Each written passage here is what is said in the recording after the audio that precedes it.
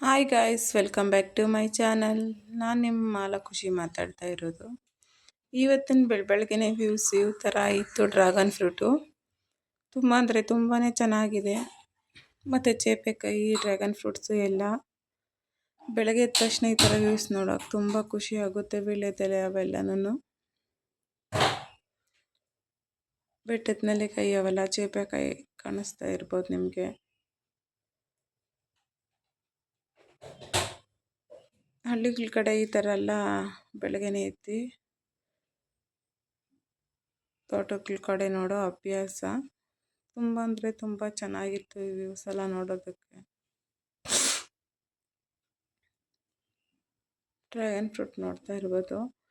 ಅದಾದಮೇಲೆ ನಾನು ಬೆಳಗ್ಗೆನೇ ಇವತ್ತು ರಂಗೋಲಿ ಹಾಕಬೇಕು ಬಾಗಿಲು ತೊಳ್ದು ಅಂತ. ದೇವಸ್ಥಾನಕ್ಕೆ ಹೋಗೋಣ ನಾನು, ಅತ್ತೆ, ನನ್ನ ಮಕ್ಕಳು ಅಂತ. ಹಾಗಾಗಿ ನನ್ನ ಜೊತೆಗೆ ಯಾರೂ ಇಲ್ಲ, ಬಟ್ ನಮ್ಮ ಅತ್ತೆ ಜೊತೆಲಿ ಹೋಗ್ತೀನಿ. ತುಂಬ ಎಂಜಾಯ್ ಮಾಡ್ಕೊಂಡು ಬರ್ತೀನಿ. ಬೇರೆಯವ್ರಿಗೆ ಯಾವ ಥರನೋ ಗೊತ್ತಿಲ್ಲ, ಬಟ್ ನಾನು ನಮ್ಮ ಅತ್ತೆ ಜೊತೆ ತುಂಬ ಖುಷಿಯಾಗಿರ್ತೀನಿ, ಎಂಜಾಯ್ಮೆಂಟ್ ಮಾಡ್ತೀನಿ. ಒಳ್ಳೆ ಫ್ರೆಂಡ್ಗಿಂತ ಚೆನ್ನಾಗಿರ್ತಾರೆ ನನ್ನ ಜೊತೆ. ಒಳ್ಳೆ ಫ್ರೆಂಡ್ ಅಂತಲೇ ಹೇಳ್ಬೋದು ಅತ್ತೆ ಅನ್ನೋದಕ್ಕಿಂತ. ಇವತ್ತು ಹಾಕಿರೋ ರಂಗೋಲಿ ಈ ಥರ ಇತ್ತು. ಅದಾದಮೇಲೆ ಸ್ವಲ್ಪ ಹಣ್ಣುಗಳು ಮತ್ತು ಬೇಕಾಗಿತ್ತು, ದೇವಸ್ಥಾನಕ್ಕೆ ಹೋಗ್ಬೇಕಾಗಿತ್ತು. ಎಲ್ಲ ಮಾರ್ಕೆಟ್ಗೆ ಬಂದಿದ್ದೀರಿ.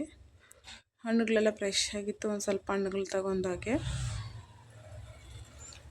ನಮ್ಮ ದಾಳಂಬ್ರಿ ಎಲ್ಲ ಫ್ರೆಶ್ ಆಗಿತ್ತು. ಮಾಮೂಲಿ ನಾವು ಹೋಗೋ ಅಂಗಡಿ ಇದು. ತುಂಬ ಅಂದರೆ ತುಂಬ ಫ್ರೆಶ್ ಆಗಿತ್ತು. ಬಾಳೆಹಣ್ಣು ಅವೆಲ್ಲ ಬೇಕಾಗಿತ್ತು ಪೂಜೆಗಂತ ಬಂದಿದ್ದೀವಿ ಎಲ್ಲ ನಾವು, ನಾನು ಅತ್ತೆ. ಫ್ರೂಟ್ಸ್ ಎಲ್ಲ ತಗೊಂಡು, ಹೂವು, ಬಾಳೆಹಣ್ಣು ಮತ್ತು ಕಾಯಿ, ಕಡ್ಡಿ ಕುರ್ಕುರೆ ಎಲ್ಲ ತಗೊಂಡು ದೇವಸ್ಥಾನಕ್ಕೆ ಹೋಗೋಣ ಅಂತ. ಅದಕ್ಕಿಂತ ಒಂದು ಚೆನ್ನಾಗಿತ್ತು. ಹಣ್ಣುಗಳು ತುಂಬ ಅಂದರೆ ತುಂಬ ಫ್ರೆಶಾಗಿರ್ತದೆ. ನಾವು ಮಾಮೂಲಿ ಒಂದೇ ಥರನೇ ಹೋಗೋದು. ಅದಾದಮೇಲೆ ನಾವು ಬಂದಿರೋದು ಚೆನ್ನಕೇಶ್ವರ ದೇವಸ್ಥಾನಕ್ಕೆ, ನಮ್ಮ ಮನೆ ಕಲ್ಲಲ್ಲಿರುವಂಥ ಚೆನ್ನಕೇಶ್ವರ ದೇವಸ್ಥಾನಕ್ಕೆ ಬಂದು ಈ ಥರ ಇತ್ತು ವ್ಯೂಸು. ದೇವಸ್ಥಾನಲ್ಲಿ ತುಂಬಾ ಪ್ರಶಾಂತವಾಗಿತ್ತು. ಯಾವುದೇ ದೇವಸ್ಥಾನಕ್ಕೆ ಹೋದ್ರೂ ನೆಮ್ಮದಿಯಾಗಿ ಕೂತ್ಕೊಂಡು ಬರಬೇಕು. ಯಾಕಂದರೆ ಮನೆಯಲ್ಲಂತೂ ನೆಮ್ಮದಿ ಇರ್ತೈತೋ ಇರಲ್ವೋ ಗೊತ್ತಿಲ್ಲ, ಬಟ್ ದೇವಸ್ಥಾನಕ್ಕೆ ಹೋದ್ರೆ ಅಂತೂ ನೆಮ್ಮದಿ ತುಂಬ ಇರ್ತೈತೆ. ನಾವು ಒಂದು 10 ನಿಮಿಷ ಕುತ್ಕೊಂಡು ಬರೋದು ಏನಕ್ಕಂದರೆ ನಾವು ಶಾಂತವಾಗಿರಬೇಕು, ನಮ್ಮ ಮನಸ್ಸು ಫ್ರೀಯಾಗಿರಬೇಕು ಅಂತ.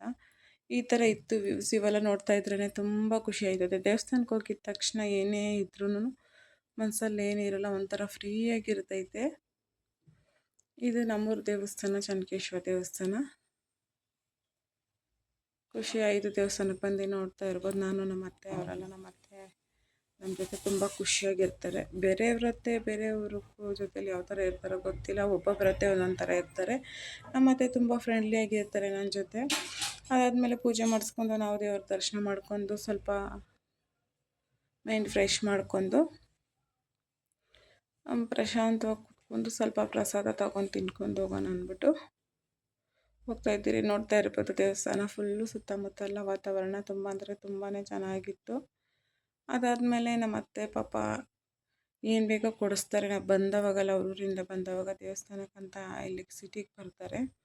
ಆವಾಗ ನಾವು ಒಂದು 15 ಡೇಸ್ಗೆ ಒಂದು ಟೈಮ್ ಬರ್ತಾರೆ ನಮ್ಮ ಅತ್ತೆ. ಎಲ್ಲ ತೆಗ್ದುಕೊಂಬರ್ತಾರೆ ಹಳ್ಳಿಯಿಂದ ತರಕಾರಿ ಎಲ್ಲ. ಅದಾದಮೇಲೆ ಗೋಬಿ, ಪಾನಿಪುರಿ ಎಲ್ಲ ತಿನ್ಕೊಂಡು ನಾವು ಮನೆಗೆ ಹೋಗೋಣ ಅಂತ ಹೋಗ್ತಾ ಇದ್ದೀವಿ. ಚುರುಮುರಿ ಎಲ್ಲ ತಿಂದ್ಬಿಟ್ಟು ಮಸಾಲೆ ಗೋಬಿ, ಪಾನಿಪುರಿ ಎಲ್ಲ. ನನ್ನ ಮಕ್ಳಿಗೆ ನಮ್ಮ ಅತ್ತೆ ಬಂದರೆ ಹಬ್ಬ ಅಂದರೆ ಹಬ್ಬ. ಯಾಕಂದರೆ ಅವರು ಮಕ್ಳಿಗೆ ಮಾತ್ರ ಯಾವ ಥರ ಬೇಕೋ ಆ ಥರ ಕೊಡಿಸ್ತಾರೆ, ಇಂಥದ್ದು ಕೊಡಿಸೋದು ಅನ್ನಲ್ಲ. ನಾವಂತೂ ಕೊಡಿಸಲ್ಲ, ನಮ್ಮ ಅತ್ತೆ ಮಾತ್ರ ತುಂಬ ಅಂದರೆ ತುಂಬ ಚೆನ್ನಾಗಿ ಕೊಡಿಸ್ತಾರೆ. ಅದಾದಮೇಲೆ ಸೀದಾ ಮನೆಗೆ ಬಂದ ತಕ್ಷಣ ಈ ಥರ ಮಳೆ ಬರ್ತಾಯಿತ್ತು. ಫುಲ್ಲು ಜೋರು ಮಳೆ ಅಂದರೆ ಜೋರು ಮಳೆ. ನಾನು ಬೇರೆ ಬಟ್ಟೆ ಸ್ವಲ್ಪ ವಾಶ್ ಮಾಡಬೇಕಾಗಿತ್ತು. ಏನು ಮಾಡೋದು ಅಂತ ಯೋಚನೆ ಮಾಡ್ತಾಯಿದ್ದೆ. ಮಳೆ ಅಂದರೆ ಮಳೆ, ಈ ಥರ ಮಳೆ ಬಂದರೆ ಹೆಂಗಪ್ಪ ಕೆಲಸ ಮಾಡೋದು, ಏನಂದರೆ ಮನೆಗೆ ಬಂದರೆ ಎಲ್ಲ ಮುಗಿಸ್ಕೊಂಡು. ಅದಾದಮೇಲೆ ಮಳೆ ಬಂತು. ತುಂಬ ಅಂದ್ರೇ ತುಂಬ ಖುಷಿಯಾಗಿತ್ತು. ದೇವಸ್ಥಾನಕ್ಕೆ ಹೋಗ್ಬಿಟ್ಟು ಬಂದರೆ ಮೈಂಡು ಮನಸ್ಸು ಎಲ್ಲ ಫ್ರೆಶ್ ಆಗಿರ್ತೈತೆ. ಇನ್ನು ಅದು ನನ್ನ ಮಕ್ಕಳನ್ನ ಕರ್ಕೊಂಡು ಹೋದರೆ ಒಂಥರ ಖುಷಿ. ಯಾಕಂದರೆ ಮಕ್ಕಳ ಜೊತೇಲಿ ಬಿಟ್ಬಿಟ್ಟು ಹೋದರೆ ಒಂಥರ ಬೇಜಾರು ಇರ್ತೈತೆ, ಮಕ್ಕಳ ಜೊತೇಲಿ ಕರ್ಕೊಂಡು ಹೋದರೆ ಒಂಥರ ಖುಷಿ.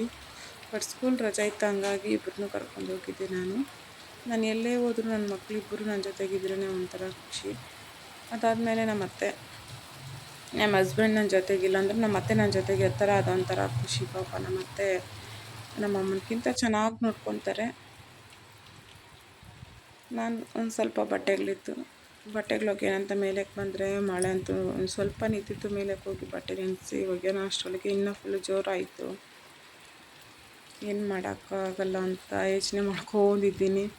ಬಟ್ಟೆ ಬಿಟ್ಬಿಟ್ಟು ಹೋಗೋಕ್ಕೂ ಆಗಲ್ಲ, ಸುಮ್ಮನೆ ಇರೋಕ್ಕೂ ಆಗಲ್ಲ. ಸ್ವಲ್ಪ ನಿಂತ ಮೇಲೆ ಒಗ್ದಾಕ್ಬಿಟ್ಟು ಅಂದ್ಬಿಟ್ಟು ಇವತ್ತಿನ ಬ್ಲಾಗ್ ಇಷ್ಟ ಆಗಿತ್ತು ಫ್ರೆಂಡ್ಸ್. ಇನ್ನು ಯಾರ್ಯಾರು ನನ್ನ ಚಾನಲ್ ಸಬ್ಸ್ಕ್ರೈಬ್ ಮಾಡ್ಕೊಂಡಿಲ್ಲ ಬೇಗ ಹೋಗಿ ಸಬ್ಸ್ಕ್ರೈಬ್ ಮಾಡ್ಕೊಳ್ಳಿ. ಹಾಗೆ ಲೈಕ್ ಮಾಡಿ, ಶೇರ್ ಮಾಡಿ, ಕಮೆಂಟ್ ಮಾಡಿ. ನಾನು ಇಷ್ಟೊತ್ತು ವಿಡಿಯೋ ಮಾಡ್ತೀನಂದರೆ ಅದು ನಿಮಗೋಸ್ಕರ, ನಿಮಗೂ ಒಂದು ಯೂಸ್ಫುಲ್ ಆಗುತ್ತೆ ಈ ವಿಡಿಯೋ ಅನ್ನೋಕ್ಕೋಸ್ಕರ ನಾನು ಈ ಬ್ಲಾಗ್ ಸ್ಟಾರ್ಟ್ ಮಾಡ್ತೀನಿ. ಬಟ್ ಅದರಲ್ಲೂ ವ್ಯೂಸ್ ಬರ್ತಾಯಿಲ್ಲ. ಪ್ಲೀಸ್ ನನಗೆ ವ್ಯೂಸ್ ಬರಬೇಕು, ನಿಮ್ಮ ಸಪೋರ್ಟ್ ತುಂಬಾ ಬೇಕು ಫ್ರೆಂಡ್ಸ್. ನಾನು ಇವತ್ತು ಈ ವ್ಲಾಗಲ್ಲಿ ಹೇಳೋದಂದರೆ, ನಾವು ಚಿಕ್ಕ ಚಿಕ್ಕ ಯೂಟ್ಯೂಬರ್ ಅಂದ್ಬಿಟ್ಟು ಯಾರು ನೆಗ್ಲೆಕ್ಟ್ ಮಾಡ್ತೀರಾ. ಒಂದು ಸ್ವಲ್ಪ ನಮ್ಮದ್ರಲ್ಲೂ ಏನಾದರೂ ಒಂದು ಸ್ವಲ್ಪ ನಿಮ್ಗೆ ಯೂಸ್ಫುಲ್ ಆಗೋವಂಥ ಟಿಪ್ ಇರ್ತೈತೆ. ಅದಕ್ಕೆ ದಯವಿಟ್ಟು ನಮ್ಮ ವ್ಲಾಗು ಕಂಟಿನ್ಯೂ ಮಾಡಿ. ಎಲ್ಲರೂ ಸಬ್ಸ್ಕ್ರೈಬ್ ಮಾಡ್ಕೊಳ್ಳೋ ಹಾಗೆ ಬೆಲ್ ಐಕಾನ್ ಬಟನ್ ಒತ್ತೋದು ಮರಿಬೇಡಿ. ನೋಟಿಫಿಕೇಷನ್ ಬರ್ತೈತೆ, ನಾನು ಹಾಕೋ ವಿಡಿಯೋ ಫಸ್ಟ್ ನಿಮಗೆ ಬರಬೇಕಂದ್ರೆ ನೋಟಿಫಿಕೇಷನ್ ಬರ್ತೈತೆ, ಬೆಲ್ ಬಟನ್ ಒತ್ತೋದು ಮರಿಬೇಡಿ. ಈ ವ್ಲಾಗ್ ಯಾವ ಥರ ಇತ್ತು ಅಂತ ಕಮೆಂಟ್ ಮಾಡಿ. ಬಟ್ ಇನ್ನೂ ತುಂಬ ವ್ಲಾಗಲ್ಲಿ ನನಗೆ ಗೊತ್ತಿರೋಂಥ ವಿಡಿಯೋ, ಹಳ್ಳಿ ಕಡೆ ಯೂಸ್ಫುಲ್ ಆಗೋಂಥ ವಿಡಿಯೋ ನಾನು ತಿಳಿಸ್ಕೊಡ್ತೀನಿ. ಇನ್ನೊಂದು ವಿಷಯ ಏನಂದರೆ, ನಾವು ನಮ್ಮ ಅತ್ತೆ ಜೊತೆ ಯಾವ ಥರ ಇರ್ತೀರೋ ಅವರು ಅದೇ ಥರನೇ ನಮ್ಮ ಹತ್ರ ಇರ್ತಾರೆ. ಅದಂತೂ ನಿಜ. ಯಾಕಂದರೆ ಕೆಲವರು ಅಮ್ಮನೂ ಅತ್ತೆ ಆಗಲ್ಲ, ಅತ್ತೆ ಅಮ್ಮನಾಗೋಕ್ಕಾಗಲ್ಲ ಅಂತ ಹೇಳ್ತಾರಲ್ಲ, ಅದು ನಮ್ಮ ಕೈಯಲ್ಲಿ ಇರ್ತೈತೆ. ನಮ್ಮ ಅತ್ತೆ ನಾವು ಯಾವ ಥರ ನೋಡ್ಕೊಂಡ್ರೆ ಅವ್ರು ನಮ್ಮನ್ನ ಯಾವ ಥರ ನೋಡ್ಕೊತಾರೆ ಅನ್ನೋದು ಈ ಬ್ಲಾಗಲ್ಲಿ ಇಷ್ಟು ತಿಳಿಸ್ತೀನಿ. ಎಂಡ್ ಮಾಡಿ.